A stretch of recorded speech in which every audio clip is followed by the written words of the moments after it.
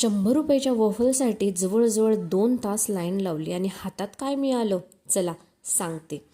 तर 2 दिवसापूर्वी होता नॅशनल वॉफल डे आणि बेल्जियम वॉफलमध्ये ऑफर होती की कुठलाही वॉफल तुम्हाला भेटेल 100 रुपयामध्ये. मग काय आम्ही देखील म्हटलं चला आता ही आपली हाऊस पूर्ण करूया.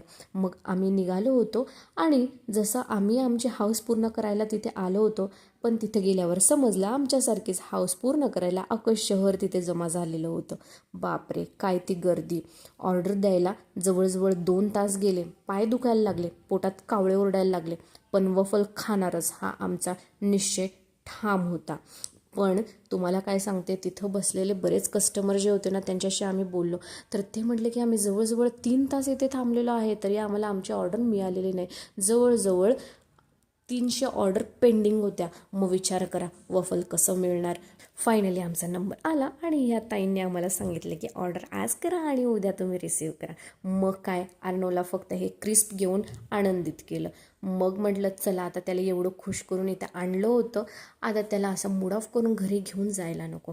आणि अजिंक्य तर बघा तो तर बोलला मी तर काय लाईनमध्ये थांबणार नाही, तुम्हाला कायच आहे तुम्ही थांबा आणि तुमचं तुम्ही काय ते बघा. आणि इतका तो हसत होता आमच्यावर. त्यानंतर मग अर्णवचा मूड ऑफ होऊ नये म्हणून आम्ही त्याला गेलो होतो हेवन्स पिझ्झामध्ये. मग या ठिकाणी त्याला थोडंसं आम्ही मनवलं आणि त्याच्यासाठी मग पिझ्झा वगैरे त्याला घेऊन दिला. मग त्याने तो पिझ्झा देखील एन्जॉय केला आणि त्याच्याबरोबर आम्ही देखील एन्जॉय केला.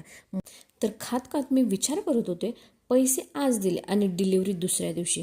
मग आम्हाला असं वाटलं की वफल नाही, आम्ही ॲमेझॉनवरून काहीतरी ऑर्डर केलं की काय. ज्या ठिकाणी 500 रुपये वफलला लागणार होते ना, त्या ठिकाणी आमचे जवळजवळ 1000 रुपये खर्च झाले होते या वफल डेच्या ऑफरमुळे. आम्ही विचार देखील केला नव्हता, पण बघा असं होतं काहीतरी काहीतरी करायला जातो आणि असं काहीतरी होतं. फायनली आम्ही घरी आलो आणि दुसऱ्या दिवशी बघा अर्णवची स्कूल सुटली आणि त्याच्यानंतर आम्ही वफल घेण्यासाठी गेलो आणि फायनली आम्हाला 24 तासानंतर आमचे वफल मिळाले. तुमच्याबरोबर असं झाले का? कमेंटमध्ये नक्की सांगा. चला बाय.